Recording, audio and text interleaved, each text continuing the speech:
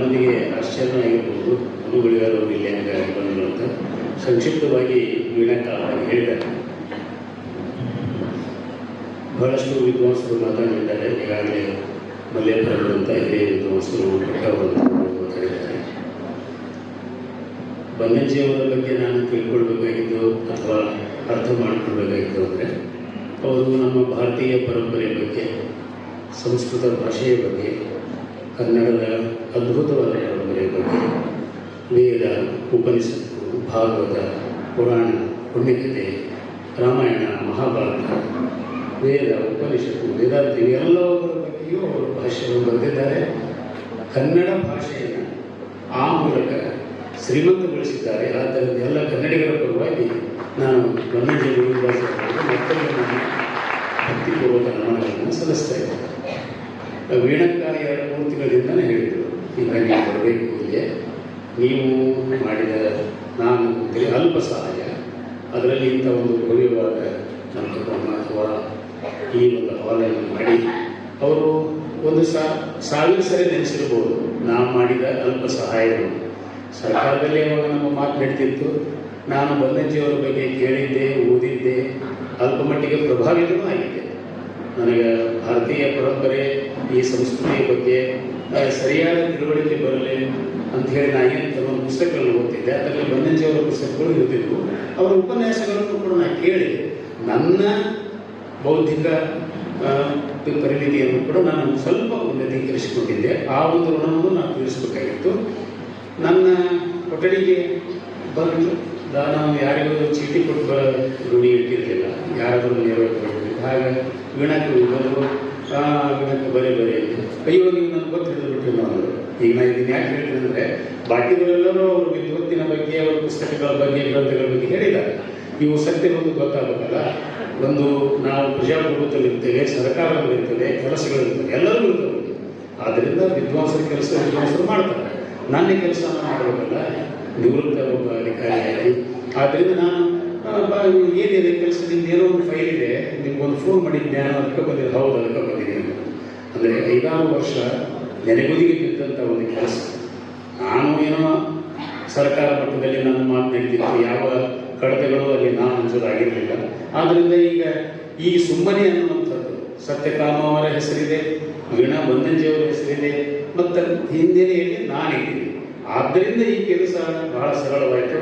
ಅದಕ್ಕೆ ನಾವು ಮಾನ್ಯ ಯಡಿಯೂರಪ್ಪನವರಿಗೆ, ಮಾನ್ಯ ಗೋವಿಂದ ಕಾರಜೋಳವರಿಗೆ ಕೂಡ ಇಲ್ಲಿ ನಾವು ನೆನಕೆಗಳನ್ನು ಸಲ್ಲಿಸಬೇಕು. ಅವಾಗ ಅವರು ಮಂತ್ರಿಗಳು ಇದ್ದರು. ಹಾಗೆ ನಾವು ಮಾಡಿದ ಅನೇಕ ಕೆಲಸಗಳಲ್ಲಿ ಬೇರೆ ಬೇರೆ ಎಲ್ಲ ಪಕ್ಷದ, ಎಲ್ಲ ಜಾತಿ, ಎಲ್ಲ ಧರ್ಮದ ನಾಯಕರುಗಳಿದ್ದಾರೆ. ಆದರೆ ಇಲ್ಲಿ ಸಾಂಕೇತಿಕವಾಗಿ ಹೇಳಬೇಕಾಗಲ್ಲ. ಇನ್ನು ಇವು ಎಲ್ಲ ಕೆಲಸಗಳು ಆಗಬೇಕು ಅಂತಂದರೆ ಸರ್ಕಾರದ ಕರ್ತವ್ಯ ಇರ್ತದೆ ಮಾಡೋದು. ನಾವು ಬರೀ ಒಂದೇ ಸಿದ್ಧಾಂತ ಅಥವಾ ಹೂಪು ಮಂಡೂಕರಾಗಿ ನಮ್ಮ ವಿಚಾರವೇ ಶ್ರೇಷ್ಠ, ಇದು ಮಾತ್ರ ಈ ದೇಶಕ್ಕೆ ಬೇಕು ಅನ್ನೋಂಥ ಸಿದ್ಧಾಂತವನ್ನು ಅವರು ಪ್ರತಿಪಾದಿಸಿದವರು ಅಲ್ಲ. ಹಾಗಿದ್ದರೆ ಕನ್ನಡ ಮತ್ತು ಸಂಸ್ಕೃತ ಎರಡನ್ನೂ ಅವರು ತುಲನಾತ್ಮಕವಾಗಿ ಅಧ್ಯಯನ ಮಾಡ್ತಾನೆ ಇರಲಿಲ್ಲ. ಇದನ್ನು ನಾವು ತಿಳ್ಕೋಬೇಕು. ವೀಣಕ್ಕ ಭಾಳ ಜನರಿಗೆ ಗೊತ್ತಿರಬೇಕಿಲ್ಲ. PhD ಮಾಡಿದ್ದು ಅಕ್ಕ ಮಹಾದೇವಿಯ ಬಗ್ಗೆ. ನೋಡ್ರಿ, ಗೋವಿಂದಾಚಾರ್ಯರ ಮಗಳು ಅಕ್ಕ ಮಹಾದೇವಿ ಬಗ್ಗೆ PhD ಮಾಡ್ತಾರಂದ್ರೆ ಶರಣ ಸಾಹಿತ್ಯದ ಬಗ್ಗೆ ಅವ್ರಿಗೆ ಎಷ್ಟೊಂದು ಗೌರವ ಇರಬೇಕು, ಅದು ಕೂಡ ನಾವು ತಿಳ್ಕೋಬೇಕು. ಅಲ್ಲವರ ಬಗ್ಗೆ ವೀಣಕ್ಕನ್ನು ಉಪನ್ಯಾಸಕ್ಕಾಗಲ್ಲ ಕೇಳಿದೆ ಅಂತ ಭಾವಿಸ್ತೀನಿ. 2-3 ಸರಿ ನಾನು ಕೇಳಿ ರೋಮಾಂಚನಗೊಂಡು ಬಿಟ್ಟಿದ್ದೆ. ಅದ್ರ ಹಾಗೆ ರಮಣ ಮಹರ್ಷಿಗಳ ಬಗ್ಗೆನೂ ಅವರ ವಿದ್ವತ್ತೇನೈತಲ್ಲ ವೀಣಕ್ಕಂದು, ನಾವು ಪದೇ ಅವ್ರದ್ದೇ ಕೇಳಿದ್ರೆ ಗೋವಿಂದಾಚಾರ್ಯರ ಬಗ್ಗೆ ಇನ್ನೂ ಮಾತಾಡೋದ್ರೆ ಅವ್ರು ಮಾತಾಡಿ ಅವ್ರ ಸಮಯ ಉಳಿದೆ ಅಂತ ನಾ ಮಾತಾಡೋದು. ಮತ್ತು ಅವ್ರದ್ದು ನಾನು ಸ್ವಲ್ಪ ಓದಿಕೊಂಡಿದ್ದರಿಂದ ಅಷ್ಟು ಹೇಳಿದೆ. ವೀಣಕ್ಕ PhD ಮಾಡಿದ ಮೇಲೆ ಅಕ್ಕ ಮಹಾದೇವಿ ಬಗ್ಗೆ ಹೊಸ ಒಳನೋಟಗಳನ್ನು ಕೊಟ್ಟರು. ಯಾಕೆ ಅಕ್ಕ ಮಹಾದೇವಿ ಮಹತ್ವ ಆಗ್ತಾಳೆ ನಮ್ಮ ಸಾಹಿತ್ಯದಲ್ಲಿ, ಈ ಪರಂಪರೆಯಲ್ಲಿ ಅನ್ನೋದು. ಹಾಗೆಯೇ ಅಲ್ಲಮ ಪ್ರಭು ಕೂಡ ಯಾಕೆ ಅವರು ಈ ಒಂದು ಜಗತ್ತಿಗೆ ಅಲ್ಲಮ ಒಬ್ಬ ದೊಡ್ಡ ವಿದ್ವಾಂಸನಾಗಿ ಯಾಕೆ ಕಾಣ್ತಾನೆ ಅನ್ನೋದನ್ನು ಕೂಡ ಅವರು ಪ್ರತಿಪಾದಿಸಿದ್ದಾರೆ. ಹಾಗೆ ನಾವು ಎಲ್ಲ ದರ್ಶನಗಳನ್ನು ಅಧ್ಯಯನ ಮಾಡುವಂಥ ಒಂದು ಸ್ಥಳ ಇದೆ. ಇಲ್ಲಿ ನಾವು ಅಧ್ಯಯನಕ್ಕೆ ಬರಬೇಕು, ಕೇಳಲಿಕ್ಕೆ ಬರಬೇಕು. ಪುಣ್ಯಾತ್ಮರಾದಂಥ ವಿದ್ಯಾಭೂಷಣ ಮಹಿಮರು ಹೇಳಿದಂತ ನಾನು ಮಾತಾಡಂಗಿಲ್ಲ ಅಂತ ನಾನು ಹೇಳ್ತೀವಿ. ಈಗ ನಾನು ಮಾತಾಡಕ್ಕೆ ಬರೋದ್ರಲ್ಲಿ ನೋಡಕ್ಕೆ ಬರ್ತೀನಿ ಅಂತ. ಇಲ್ಲಿ ನೋಡಿದೆ, ಕೇಳಿದೆ, ಕಣ್ಣು ಪಾವನ ಆದವು, ಕಿವಿ ಪಾವನ ಆಯಿತು. ಇಲ್ಲಿ ಮನೆಯ ಹೆಸರೆಲ್ಲ ಇಲ್ಲಿರೋದೇನು ಸುಮ್ಮನೆ. ಆದರೆ ನಾವು ನನಗೆ ಅನ್ವಯಿಸ್ತದೆ ಅಂತ ತಿಳ್ಕೊಂಡು ನಾನು ಸುಮ್ಮನೆ ಕೂತು ಇನ್ನೂ ಹೆಚ್ಚು ಹೆಚ್ಚು ವಿದ್ವಾಂಸರ ಮಾತುಗಳನ್ನು ಕೇಳ್ತೀನಿ ಅಂತ ಹೇಳಿ ವಿಳಂಬ ಮಾಡುವ ಎಲ್ಲ ಇಂಥ ಆಧ್ಯಾತ್ಮದ ಕೆಲಸಗಳು ಇವು ನಮ್ಮ ದೇಶಕ್ಕೆ ಇವತ್ತು ಬೇಕಾಗಿದೆ. ಆಧ್ಯಾತ್ಮದ ಜೊತೆಗೇನೆ ನವ್ಯ ವಿಚಾರಗಳನ್ನು ಕೂಡ ನಮ್ಮ ಬನ್ನಂಜೆ ಗೋವಿಂದಾಚಾರ್ಯರು ಪ್ರತಿಪಾದಿಸಿದರು ಅಂತ ಪ್ರೊಫೆಸರ್ ಮಲ್ಲೇಪುರಮ್ಮ ಹೇಳಿದರು. ಅವುಗಳನ್ನು ನಾವು ತಿಳ್ಕೊಳ್ಳೋಣ. ಹೇಗೆ ಇನ್ನು ಶ್ರೀವತ್ಸ ಇದರಿಂದ ಬಂದ ಅಮೆರಿಕದಿಂದ ಅವರು ನಮ್ಮ ಪುರಾಣ, ಪುಣ್ಯಕಥೆ, ಆಧ್ಯಾತ್ಮ, ಭಗವದ್ಗೀತೆ ಇದ್ರ ಬಗ್ಗೆ ವೈಜ್ಞಾನಿಕ ದೃಷ್ಟಿಕೋನದಿಂದ ಹೇಗೆ ಇದು ಇದೆ ಅಂತ ಇಸ್ರೋದವರು ಹೇಳಲಿದ್ದಾರೆ. ತಮ್ಮ ಹೆಸರು ಶ್ರೀವತ್ಸ.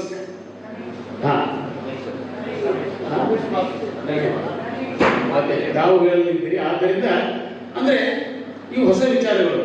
ಈಗ ನಮ್ಮಂತರಿಗೂ ಕೂಡ ಆಧ್ಯಾತ್ಮ ನಮ್ಮ ಮಹಾಭಾರತದಂತ ಮಹಾಕಾವ್ಯ ಜಗತ್ತಿನ ಯಾವ ಭಾಷೆಯಲ್ಲಿ ಇಲ್ಲ, ಅದರಲ್ಲಿ ಹೇಳಲಾರದ ವಿಚಾರನೂ ಜಗತ್ತಿನಲ್ಲಿ ಇಲ್ಲ ಅಂತ ನಮ್ಗೆ ಗೊತ್ತಿದೆ.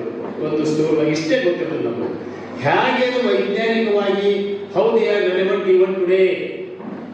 ಭಾರತೀಯ ಪರಂಪರೆ, ಭಾರತೀಯ ವಿದ್ವತ್ತು, ಭಾರತೀಯ ಸಂಸ್ಕೃತಿ ಒಟ್ಟಾರೆಯಾಗಿ ಇವತ್ತಿಗೂ ಯಾಕೆ ರೆಲೆವೆಂಟ್ ಅಥವಾ ಯಾಕೆ ಇವತ್ತಿಗೂ ಪ್ರಸ್ತುತ ಅನ್ನೋದನ್ನ ಅವರು ಏನು ವೈಜ್ಞಾನಿಕವಾಗಿ ಹೇಳ್ತಾರೆ ಅಂದ್ರೆ ನನಗೆ ಬಹಳ ಖುಷಿಯಾಗಿದೆ. ನನಗನ್ನಿಸ್ತದೆ ಈಗ ನಾವು ಮಾತಾಡ್ತೀವಲ್ಲ ಬಹಳ ಸರಿ ಏನು ಜಗತ್ತಿಗೆ ನಾವು ಗುರು ಹಂಗಿ ಅಂತೇಳಿ. ನನ್ನ ಪ್ರಕಾರ 5,000 ವರ್ಷದಿಂದ ಭಾರತ ಜಗತ್ತಿನ ಗುರುವಾಗಿತ್ತು. ಅದನ್ನ ಪದೇ ಪದೇ ಹೇಳಿ ತಿಳಿಸಿ ಮಾಡಬೇಕಾಗಿಲ್ಲ. ಇದು ನನ್ನ ಅಭಿಪ್ರಾಯ. ಈ ಇಷ್ಟೊಂದು ವಿದ್ವತ್ತು, ಇಷ್ಟೊಂದು ಮಹಾಕಾವ್ಯಗಳು ಯಾವ ಭಾಷೆಗಳು ಬಂದವು? 1,000 ವರ್ಷಗಳಿಂದ ಎಲ್ಲೂ ಬಂದಿಲ್ಲ. ಇವತ್ತೇನು ಹೊಸ ಹೊಸ ವಿಚಾರಗಳನ್ನು ಹೇಳ್ತಾರೆ ಅವುಗಳನ್ನು ನಮ್ಮ ಪುರಾಣ ಪುಣ್ಯಕಥೆಯಲ್ಲಿ ನಾವು ಓದೇ ಬಿಟ್ಟಿದ್ದೀವಿ. ವಸುಧೈವ ಕುಟುಂಬಕಂ ಅಂತ ಹೇಳಿ 5,000 ವರ್ಷ ಆಯ್ತು.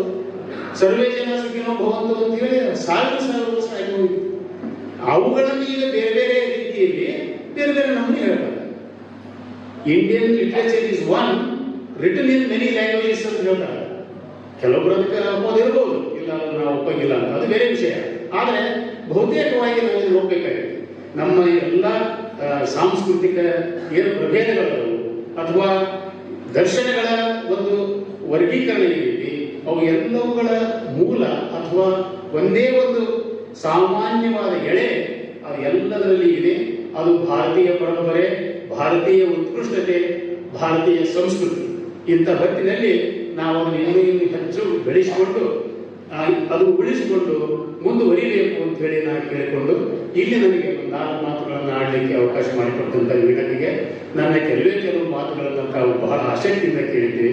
ತಮಗೆ ಮಾಧ್ಯಮದ ಮಿತ್ರರಿಗೆ ಈ ಎಲ್ಲರಿಗೂ ನಾನು ವಂದಿಸಿ ನನ್ನ 4 ಮಾತುಗಳನ್ನು ಮುಗಿಸ್ತೇನೆ.